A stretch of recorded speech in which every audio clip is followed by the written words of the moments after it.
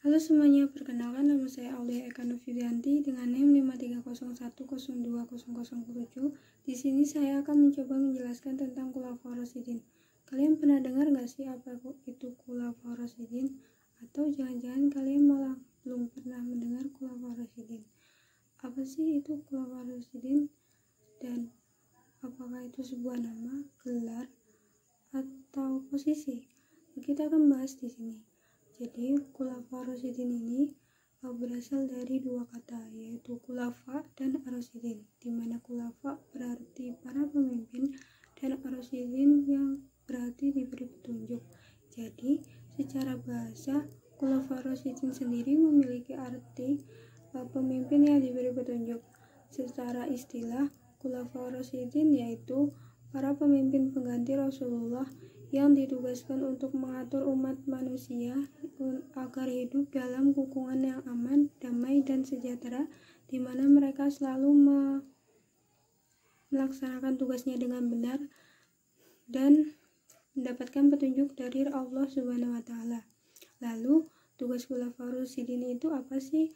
Tugas kulaforosidin itu ada dua, yaitu sebagai kepala negara dan sebagai pemimpin keagamaan. Sebagai kepala negara, di mana kulaforosidin berhak untuk mengatur hidup umat manusia agar hidup dalam aman, damai, sentosa, dan sejahtera. Sedangkan sebagai pemimpin keagamaan, kulaforosidin berhak untuk mengatur hal-hal yang berkaitan dengan masalah keagamaan. Lalu, kalau misalnya, ini kan sebuah pemimpin, bagaimana sih cara untuk memilihnya? Cara milihnya itu ada dua cara, yaitu ditunjuk langsung oleh khalifah sebelumnya atau bermusyawarah dengan beberapa. Halo semuanya, perkenalkan nama saya Aulia Eka Novianti dengan NIM 5301020007. Di sini saya akan mencoba menjelaskan tentang kulaforosidin. Kalian pernah dengar nggak sih apa itu kulaforosidin? Atau jangan-jangan kalian malah belum pernah mendengar kulaforosidin? Apa sih itu kulaforosidin? Dan apakah itu sebuah nama, gelar, atau posisi? Kita akan bahas di sini. Jadi kulaforosidin ini berasal dari dua kata, yaitu kulafa dan arosidin, di mana kulafa berarti para pemimpin dan arosidin yang berarti diberi petunjuk. Jadi secara bahasa kulaforosidin sendiri memiliki arti pemimpin yang diberi petunjuk. Secara istilah, kulaforosidin yaitu para pemimpin pengganti Rasulullah yang ditugaskan untuk mengatur umat manusia agar hidup dalam lingkungan yang aman, damai, dan sejahtera, di mana mereka selalu melaksanakan tugasnya dengan benar dan mendapatkan petunjuk dari Allah Subhanahu wa Ta'ala. Lalu, tugas kulaforosidin itu apa sih? Tugas kulaforosidin itu ada dua, yaitu sebagai kepala negara dan sebagai pemimpin keagamaan. Sebagai kepala negara, di mana kulaforosidin berhak untuk mengatur hidup umat manusia agar hidup dalam aman, damai, sentosa, dan sejahtera. Sedangkan sebagai pemimpin keagamaan, kulaforosidin berhak untuk mengatur hal-hal yang berkaitan dengan masalah keagamaan. Lalu, kalau misalnya, ini kan sebuah pemimpin, bagaimana sih cara untuk memilihnya? Cara milihnya itu ada dua cara, yaitu ditunjuk langsung oleh khalifah sebelumnya atau bermusyawarah dengan beberapa orang sahabat Nabi sebelumnya dengan musyawarah mufakat. Kalau misalnya ini dipilih, pasti punya sifat yang mulia dong. Apa aja sih sifatnya? Yang pertama yaitu arif dan bijaksana, terus dia juga berwibawa dan punya disiplin yang tinggi. Dia juga mempunyai ilmu agama yang luas dan mendalam, dan dia juga memiliki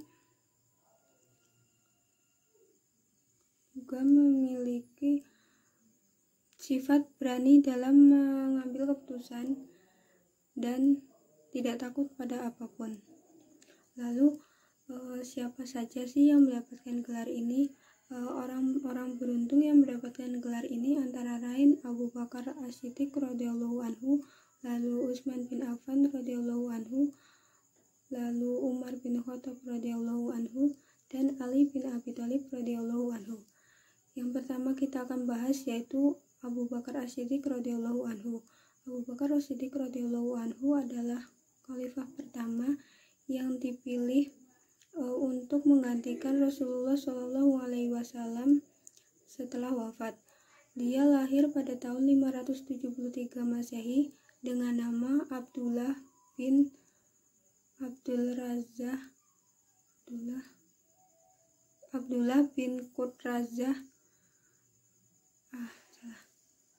Abdullah bin Abi Quhafah At-Tamimi. Dia memiliki nama kecil yaitu Abu Abdul Ka'ab. Garis keturunan Nabi dengan Abu Bakar bertemu pada sanad Murrah bin Ka'ab yang merupakan kakek dari Rasulullah Shallallahu Alaihi Wasallam.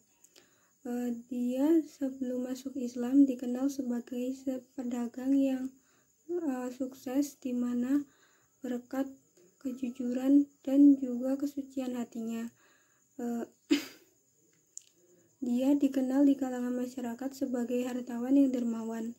Abu Bakar sendiri diberikan oleh Rasulullah Shallallahu Alaihi Wasallam karena beliau termasuk salah satu orang dalam golongan as-sabiqunal awalun atau orang yang pertama kali masuk Islam.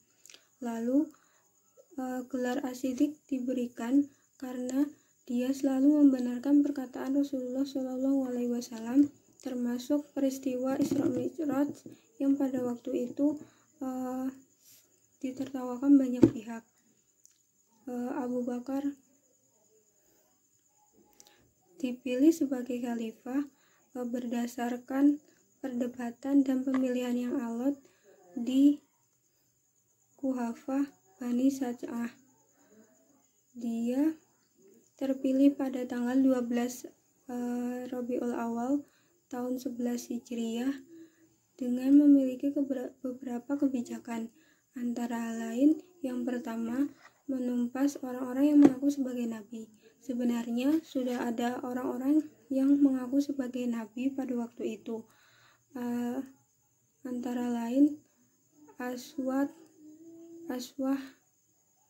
al-Unsi, di mana dia berasal dari Yaman. Namun pada waktu itu dia tidak berani untuk menunjukkan diri di depan Rasulullah SAW karena takut akan kekuatan Islam pada waktu itu. Lalu setelah Rasul wafat, barulah para nabi palsu ini bermunculan, antara lain Musailamah al-Kadzab, Tulaihah bin Khuwailid, dan Saj'ah Tamimiyah. Di sini ada hal yang menarik, di mana Saj'ah Tamimiyah merupakan seorang perempuan yang berani mengaku sebagai nabi. Padahal kita tahu para nabi itu datang dari kalangan laki-laki. Di Saj'ah juga yang kemudian menikah dengan Musailamah al-Kadzab. Lalu yang kedua adalah dia memberantas orang-orang yang tidak mau membayar zakat, di mana orang-orang yang tidak mau membayar zakat ini beranggapan bahwa zakat itu serupa dengan pajak yang dipaksakan, dan penyerahan pembendaharaannya di kota Madinah dianggap sebagai penurunan kekuasaan yang sama sekali tidak disukai oleh orang Arab pada waktu itu karena mereka memimpin dengan cara independen. Lalu yang ketiga adalah mengumpulkan Al-Quran. Beliau mengumpulkan Al-Quran atas usulan dari Umar bin Khattab radhiyallahu anhu, di mana banyak hafiz Quran yang gugur dalam penumpasan nabi-nabi palsu, terutama pada Musailamah al-Kadzab. Lalu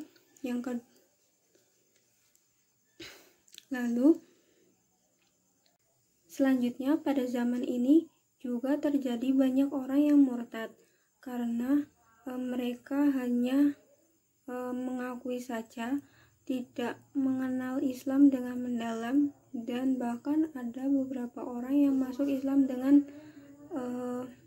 terpaksa.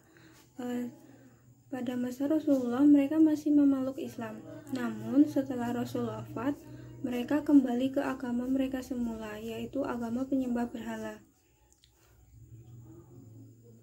Abu Bakar juga memperluas wilayah kekuasaan Islam sampai pada wilayah bekas kekuasaan Bizantium dan Romawi. Abu Bakar radhiyallahu anhu wafat karena sakit setelah 15 hari terbaring di tempat tidur. Dia memerintah selama 2 tahun lebih 3 bulan. Lalu yang kedua yaitu Umar bin Khattab radhiyallahu anhu. Umar bin Khattab radhiyallahu anhu memiliki nama lengkap Umar bin Abdul Uzza bin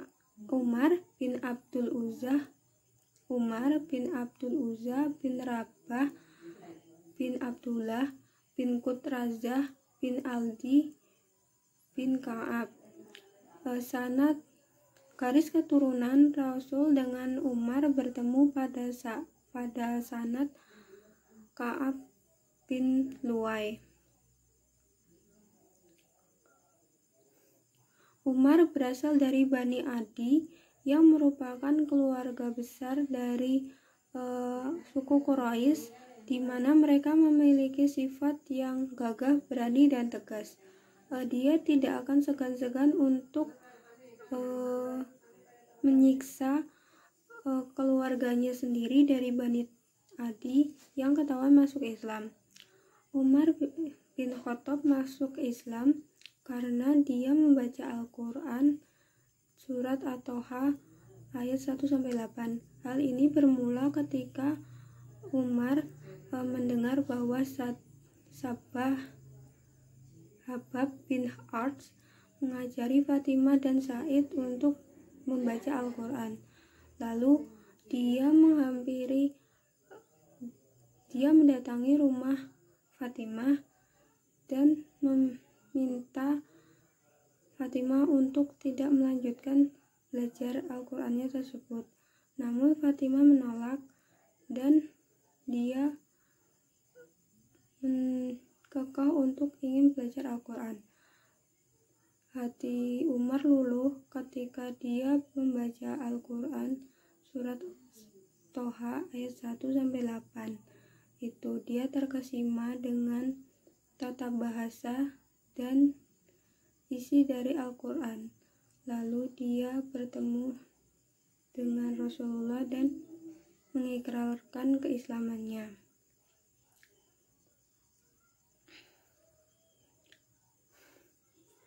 Umar ditunjuk berdasarkan tunjukan langsung oleh Abu Bakar As-Siddiq radhiyallahu anhu, namun sebelumnya dimusyawarahkan dahulu dengan para sahabat Nabi. Dia memerintah hanya dalam waktu 10 tahun, tapi pada waktu ini terjadi masa yang aman, damai, dan sentosa, sehingga hasil pembangunan dari masa ini dapat dirasakan oleh seluruh lapisan masyarakat. Secara umum, kebijakan-kebijakannya dibagi menjadi dua, yaitu kebijakan internal dan kebijakan eksternal, di mana kebijakan internal berhak untuk membentuk beberapa departemen-departemen yang ditugaskan untuk menyampaikan perintah khalifah ke tempat-tempat yang jauh dari Madinah. Lalu dia juga membuat badan kepolisian untuk alasan keamanan. Dia juga menerapkan gaji dan pajak tanah. Maka dari itu dibentuklah pengelolaan keuangan atau yang disebut dengan Baitul Mal. Sedangkan kebijakan eksternal yaitu memperluas wilayah kekuasaan Islam. Umar bin Khattab radhiyallahu anhu wafat karena berhasil dibunuh oleh Abu Lu'lu'ah dengan pisau tajam saat akan melaksanakan sholat subuh di Masjid Nabawi. Ali terpilih sebagai Khulafaur Rasyidin terakhir berkat baiat secara massal yang dilakukan oleh masyarakat pada waktu itu, karena mengingat kegentingan sampai ke Persia dan juga Afrika Utara mengenai konflik berkelanjutan akibat dari masa pemerintahan Utsman ini. Ali hanya memerintah dalam kurun waktu 6 tahun, dan dia memiliki kebijakan-kebijakan antara lain mengganti para gubernur yang sebelumnya diisi oleh keluarga Utsman bin Affan. Dia percaya bahwa gubernur-gubernur inilah yang menyebabkan konflik yang sebenarnya. Yang kedua, menarik kembali tanah milik negara. Tanah milik negara sebelumnya dikuasai oleh pemimpin-pemimpin wilayah ini, sehingga perlu untuk menarik kembali tanah milik negara agar tidak terjadi kecemburuan di antara masyarakat. Lalu yang ketiga, memberikan tanda baca dalam Al-Quran dan mengarang ilmu-ilmu nahwu.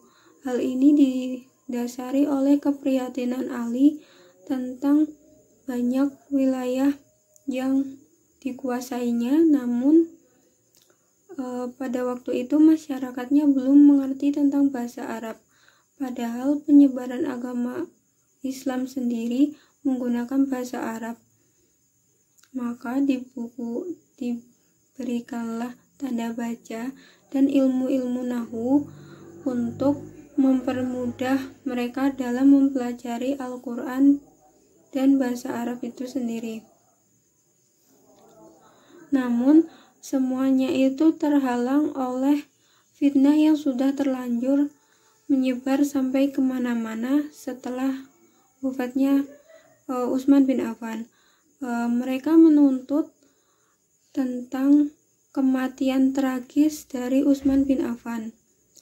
Di saat dia berusaha untuk mempersatukan kekuatan Islam, banyak orang yang mengintai nyawanya. Dia selalu diintai oleh orang-orang yang menginginkan kematiannya.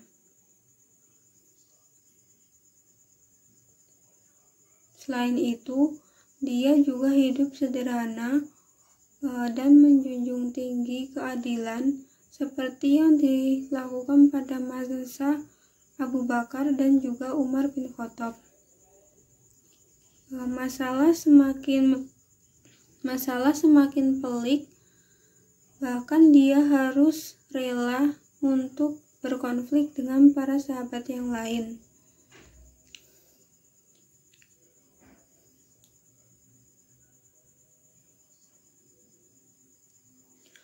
Hal ini yang membuat Ali bin Abi Thalib meninggal secara tragis, terbunuh di tangan Abdurrahman bin Muljam dengan cara membacok kepala beliau menggunakan pisau. Sekian yang dapat saya sampaikan, kurang lebihnya mohon maaf. Wassalamualaikum warahmatullahi wabarakatuh.